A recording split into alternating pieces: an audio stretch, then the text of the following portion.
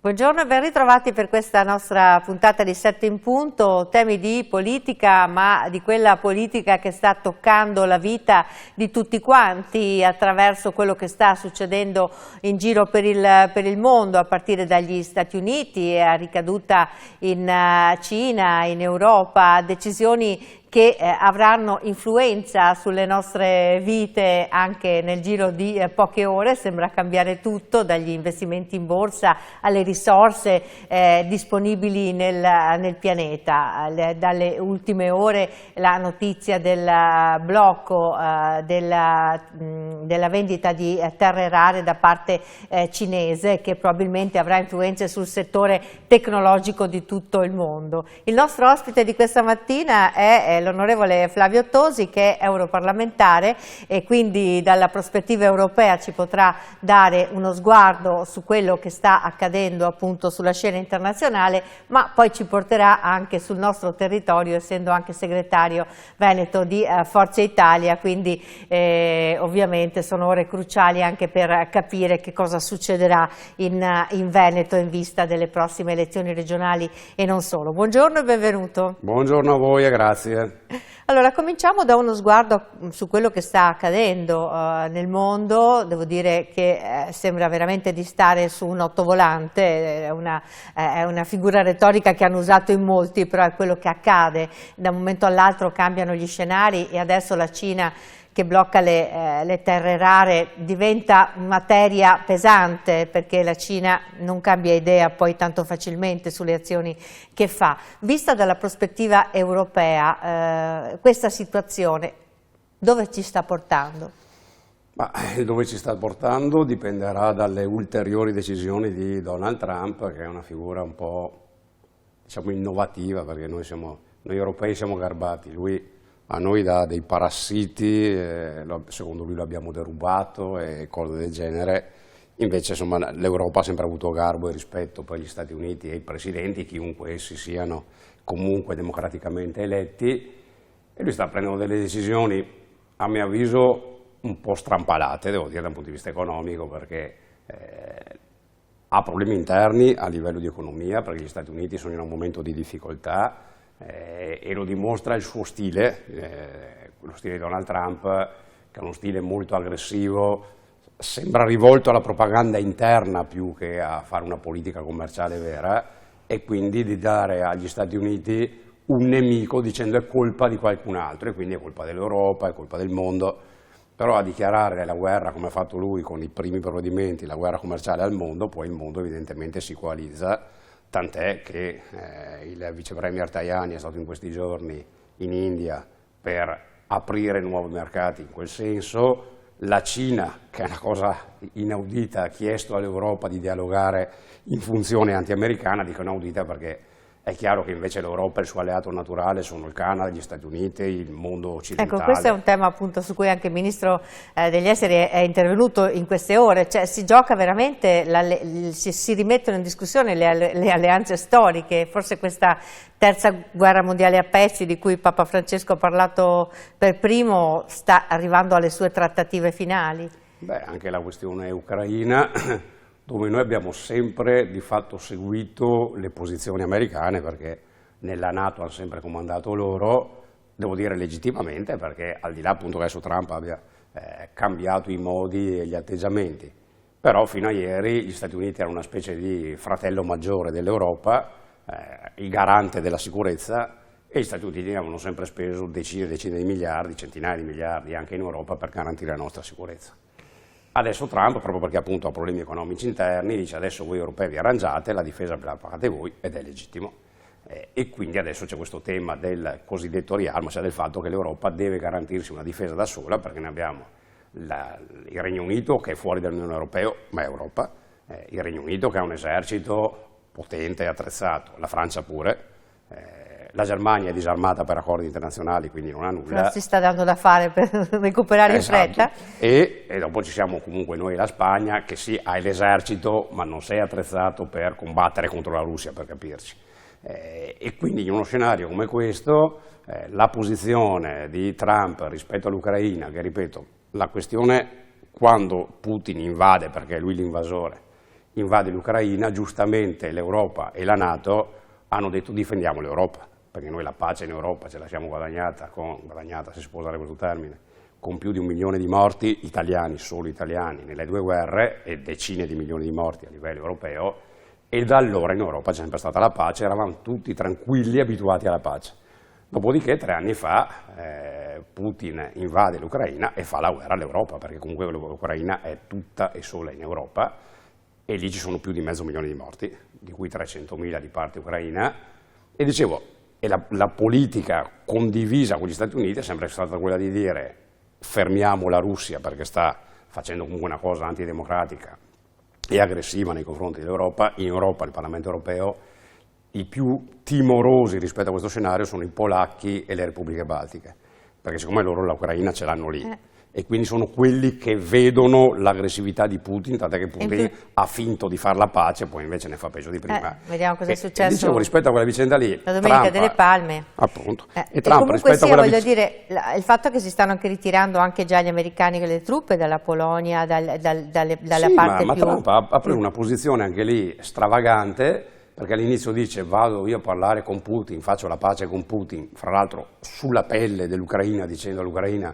tu a me devi dare le terre rare e poi ne parleremo, e poi invece viene fuori che Putin la guerra non ha nessuna intenzione di finirla, anzi sta continuando a essere sempre più violento e aggressivo. E quindi anche lì Trump ha sbagliato, perché appunto ha sbagliato anche a mettersi contro la Cina così frontalmente, quando la Cina poteva mediare forse per questa pace, forse veramente diciamo poteva essere l'unica speranza. La Russia ha una, non dico dipendenza economica, ma insomma una interconnessione economica fortissima con la Cina, e quindi è chiaro che la Russia ascolta molto la Cina.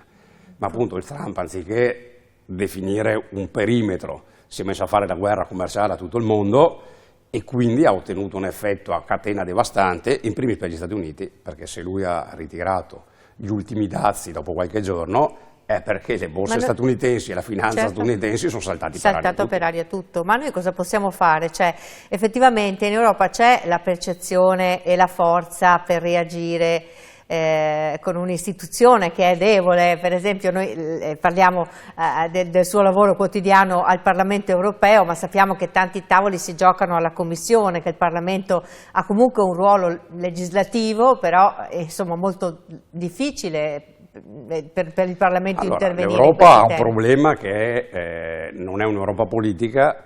L'Europa vera dovrebbe essere attrezzata da un punto di vista politico come gli Stati Uniti d'America. Gli Stati Uniti d'America sono 50 stati con una fortissima autonomia interna, perché ognuno ha il suo codice penale, le sue regolamentazioni, però poi hanno un governo federale che in questo momento è capeggiato da Donald Trump, che è unitario, fortissimo, e rispetto all'estero il governo federale decide per tutti, eppure in fretta. All'Europa manca questo, l'Europa siamo in 27, dove ci sono dei meccanismi arcaici che non funzionano più perché sono troppo lenti, perché il fatto che uno abbia il potere di veto, per dire l'Ungheria, perché spesso è poi Orbán che ha queste cose, che dice blocco gli altri 26 perché io la penso diversamente, e un meccanismo decisionale dove c'è il Parlamento che è il Parlamento, la Commissione che è la Commissione, poi c'è pure il Consiglio, perché sono 3 gli organismi, il Consiglio si conosce meno ma c'è anche quello, e quindi questa lentezza decisionale deve spingere l'Europa, soprattutto adesso, cioè dopo che Trump ci ha scaricati, perché quello di fatto il comportamento suo rispetto all'Europa è questo, l'Europa deve fare l'Europa. Cioè, se vuoi competere, ma qual è il meccanismo che si può innescare? Perché appunto voi ne state discutendo, state pensando qualche iniziativa? Bisogna perfezionare quello che era cominciato nei decenni, che poi si era rallentato perché a un certo punto sembrava che andasse tutto bene, compravi il gas dalla Russia, il costo dell'energia era sotto controllo e quindi tutti erano rilassati su un mercato normale. Adesso la guerra in Israele, la guerra in Ucraina, il prezzo dell'energia che è comunque andato alle stelle, e adesso la sfida di Trump all'Europa, perché è una sfida chiarissima, deve spingere l'Europa a completare il percorso che aveva iniziato ed interrotto, che è quello di diventare una vera Europa politica, dove ci sia un governo europeo che decide per tutti e rapidamente su determinate tematiche, che siano le questioni di politica estera come l'Ucraina, tutte le questioni commerciali, ma bisogna essere molto più veloci, perché siccome il resto del mondo è veloce, gli Stati Uniti da una parte e la Cina dall'altra, dobbiamo essere veloci anche noi. Ricordo che appunto Forza Italia fa parte del PPE a livello europeo, mentre diciamo la Fratelli d'Italia, che è la forza di riferimento di Giorgia Meloni, è un altro gruppo che sostiene esternamente, ha avuto degli incarichi, conflitto così, però appunto ci sono anche visioni diverse in questo nuovo governo europeo che devono convergere, tipo, voglio dire, sicuramente abbiamo parlato prima di Francia e Germania, la Francia di Macron e la Germania di appunto questi governi che stanno nascendo sono su posizioni diverse. Allora adesso la Germania dopo le ultime elezioni ha un governo più spinto verso il centrodestra rispetto al passato, dove fra l'altro lì il Partito Popolare tedesco ha vinto le elezioni e i socialdemocratici tedeschi le hanno perse, fanno parte della maggioranza ma hanno perso un sacco di voti. E quindi anche la Germania si è avvicinata come connotazione rispetto al governo italiano perché si è spostata più verso il centro-destra. In Italia abbiamo tre forze con posizioni diverse. Forza Italia fa parte del governo europeo attraverso il Partito Popolare Europeo. Il Partito Popolare Europeo è la maggioranza della maggioranza. I commissari sono 27, come ben noto, uno per ogni paese. 14 su 27 sono espressione del Partito Popolare Europeo, quindi la maggioranza assoluta della Commissione. Giorgia Meloni, il suo raggruppamento, fa parte di CR, che sono i conservatori, ma i conservatori hanno un dialogo molto proficuo con l'attuale maggioranza europea, perché la volta scorsa, nei 5 anni prima, quando hanno fatto le case green, stop ai motori endotermici, il Green Deal sbagliato, che è stato fatto nei 5 anni precedenti, risentiva del fatto che i Verdi erano in maggioranza. Adesso i Verdi in maggioranza sono fuori, in Europa sono in minoranza, e c'è invece un rapporto di collaborazione stretta con i CR, quindi c'è una maggioranza di centrodestra che parla con la destra moderata. La Lega è fuori perché invece la Lega fa parte dei patrioti e i patrioti sono quelli che sono contro l'Europa, che dicono che non bisogna cedere sovranità all'Europa, che bisogna, le piccole patrie lo dicono loro. È quello che sta tenendo anche il governo sulla tensione, diciamo, queste posizioni europee in questo momento così diverse. Quello è un problema, ma poi saranno gli elettori italiani a stabilire se è più giusta una posizione che tende a usare l'Europa in difesa dell'Italia o una posizione che vuole disgregare l'Europa e andando via disgregati ci fanno a pezzi una alla volta, perché se noi pensiamo di giocare la partita globale come Italia, come Spagna, come Germania, come Francia, ognuno per conto suo rispetto ai grandi competitor, noi fra l'altro siamo i più deboli perché siamo quelli con il rapporto debito-PIL messo peggio di tutti, con la bolletta energetica peggiore di tutti, perché la Germania ha una bolletta energetica migliore della nostra perché ha avuto nucleare fino all'altro ieri, poi hanno sbagliato a spegnerlo, ma quella è una scelta loro. La Francia ancora oggi ha il 50% di energia autoprodotta con le centrali nucleari, la Spagna ha più del 20% dell'energia prodotta con centrali nucleari, l'Italia zero. E il prezzo della bolletta è la più economica di tutti la Francia, la seconda la Spagna, la terza la Germania, la quarta e ultima fra le grandi potenze la nostra. E quindi in questo contesto l'Italia da sola non va da nessuna parte, tant'è che giustamente e intelligentemente la nostra Premier dice: io adesso vado a parlare con Trump, ma vado a parlare per l'Europa, non vado a parlare per dire l'Italia si gioca una sua partita, vado là a parlare per l'Europa, per un interesse comune europeo.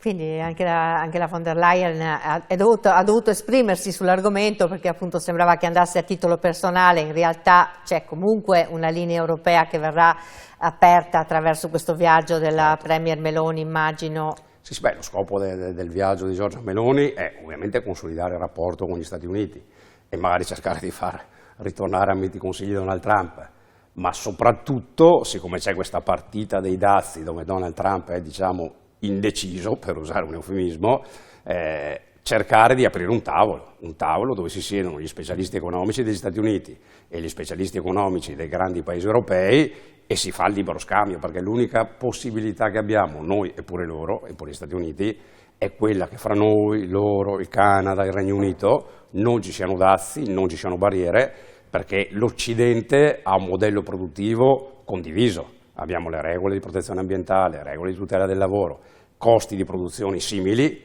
e quindi fra di noi possiamo fare un'area di libero scambio che non la puoi fare con la Russia, non la puoi fare con la Cina, non la puoi fare con l'India, con quelli ti puoi rapportare, ti devi confrontare, però quindi non sono paragonabili a noi perché hanno un costo della produzione molto più basso del nostro. Quindi dazi zero in cambio di armi, avevo letto le ultime ipotesi. Che nel momento in cui l'Europa andasse almeno al 2%, che è quella che è la posizione comune condivisa anche dall'Italia, quindi da Giorgia Meloni, da Antonio Tajani e da Guido Crosetto, che sono i ministri di riferimento su questi temi, Arrivare al 2% vuol dire che compri più armi, ed è normale in questo momento che se compri più armi una buona parte la compri dagli Stati Uniti, perché il più grande produttore di armi sono gli Stati Uniti. Quindi questo potrebbe ammorbidire Trump, visto che i finanziatori della campagna elettorale americana sono anche i grandi fabbricanti di armi.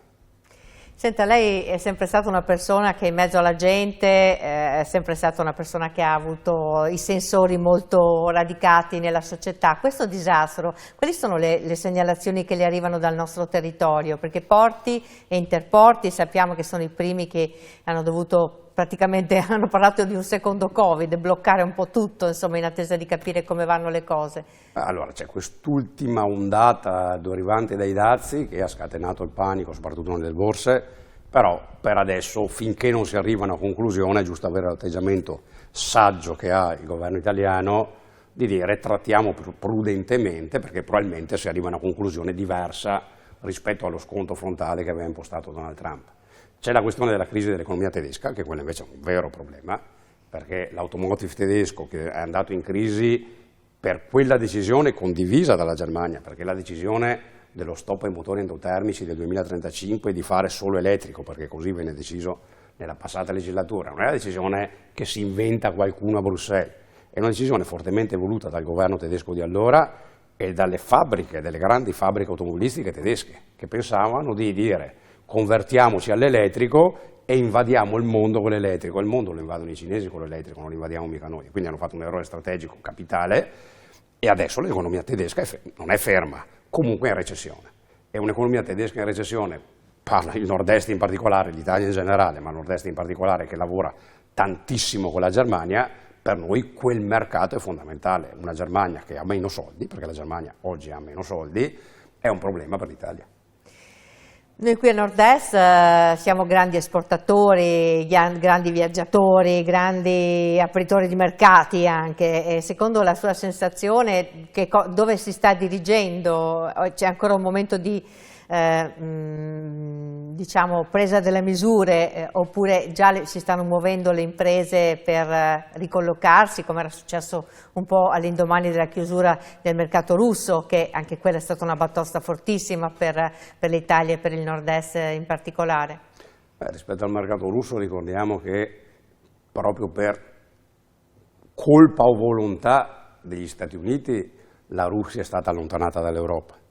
Perché quando ci fu quell'incontro a Pratica di Mare promosso dall'allora presidente Berlusconi, che fece dar la mano ai due presidenti americano e russo, era il primo passo intelligente per portare la Russia dove naturalmente doveva stare, intanto perché la gran parte del territorio russo è in Europa, ma perché loro sono grandi produttori di materie prime, noi siamo grandi trasformatori, quindi l'alleanza Europa-Russia sarebbe stata naturale. Allora gli Stati Uniti impedirono questa amicizia, perché allora gli Stati Uniti vedevano la Russia come fosse il nemico da abbattere e quindi regalammo la Russia alla Cina, perché questo è accaduto.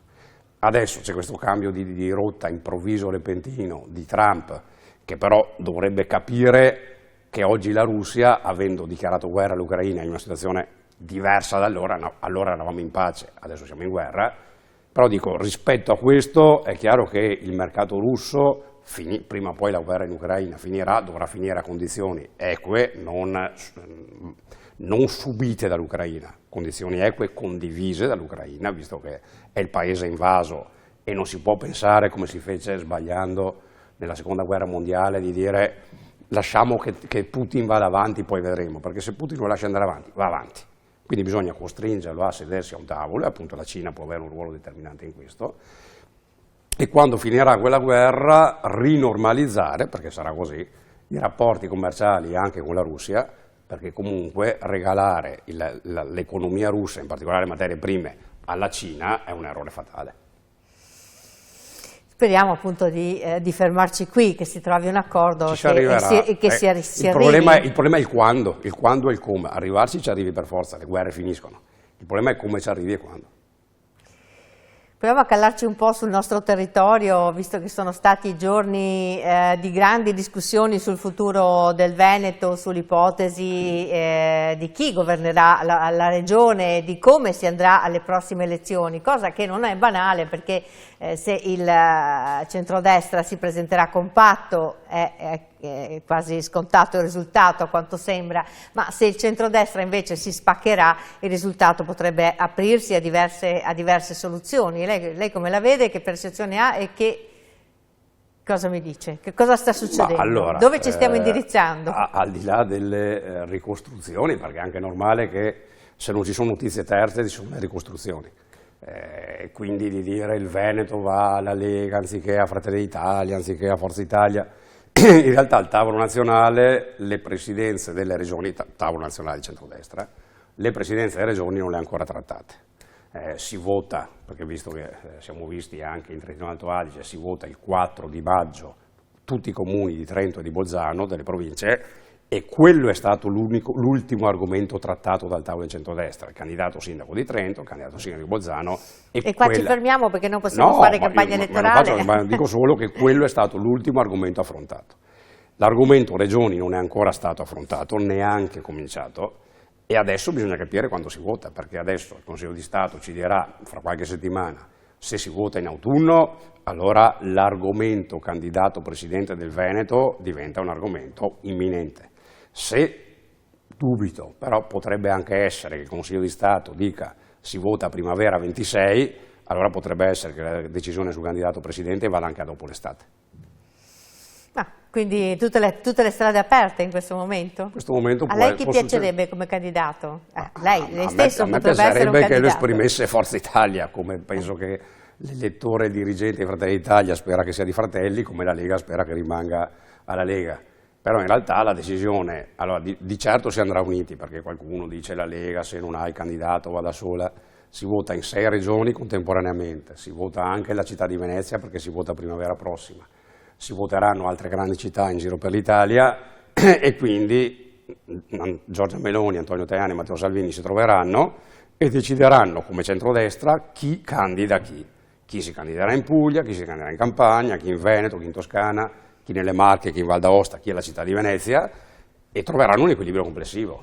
Fratelli d'Italia è il partito più grande della coalizione, ha diritto ad avere più degli altri, perché così i numeri in politica funzionano correttamente. Quindi o più assessori o la presidenza, insomma, come è stato ipotizzato? La trattativa non la faranno sugli assessori, gli assessori vengono dopo, la trattativa la fanno su 6 governatori, la città di Venezia e gli altri capoluoghi. Non Però la fanno si vedono già degli spostamenti a livello territoriale di persone che passano da un gruppo politico all'altro, un po' a Fratelli d'Italia, un po' anche a Forza Italia però. Ma è sempre successo nel momento in cui Forza Italia era, come era stato, il primo partito del Veneto, Forza Italia era il partito più attrattivo. Dopodiché c'è stata una diaspora forte verso la Lega, perché la Lega a un certo punto è diventata largamente il primo partito in Veneto, e quindi c'è stato uno spostamento di classe dirigente verso la Lega. Adesso che il partito più attrattivo, in quanto il più forte del Veneto è Fratelli d'Italia, molti dirigenti vanno in Fratelli d'Italia. Una parte vengono anche verso Forza Italia, perché diciamo il trend è, guardiamo le ultime europee, le ultime rispetto alle penultime, alle penultime europee c'era Fratelli d'Italia che aveva in Veneto il 7-8% alle penultime, Forza Italia aveva poco più del 6% e la Lega al 50%. Adesso noi siamo al 9%, la Lega al 13% e Fratelli al 37%. E quindi è chiaro che spostandosi masse di voti si sposta anche classe dirigente. Ma in Veneto c'era un patto chiaro da secoli, chi ha più voti fa il presidente, però insomma non regge questa volta. Beh, se fosse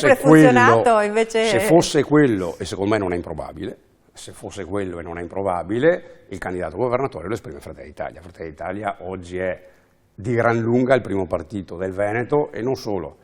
Per Fratelli d'Italia il Veneto è la prima regione come risultato, cioè il 37% che hanno fatto loro alle europee in Veneto è il miglior risultato d'Italia. Quindi se Fratelli d'Italia, e lo dico da dirigente di Forza Italia, se Fratelli d'Italia dicesse noi pretendiamo il candidato governatore, fai fatica a dire, guardandola, dicendo noi abbiamo il 13%. Il 9, la Lega al 13, loro hanno il 37, capisci che possono avere delle ambizioni. Abbiamo finito il tempo, mi spiace perché sarebbero tante le cose su cui vorremmo interrogare l'onorevole Flavio Tosi, che magari tornerà a trovarci, chi lo sa. Volentieri. Grazie intanto di essere stato con noi questa mattina e buona giornata e bocca al lupo per il lavoro all'Europarlamento, che non sarà meno impegnativo di quello di segretario di Forza Italia. Grazie a voi, una buona giornata a chi ci ascolta e chi ci guarda. Grazie, ci vediamo domani, arrivederci a tutti.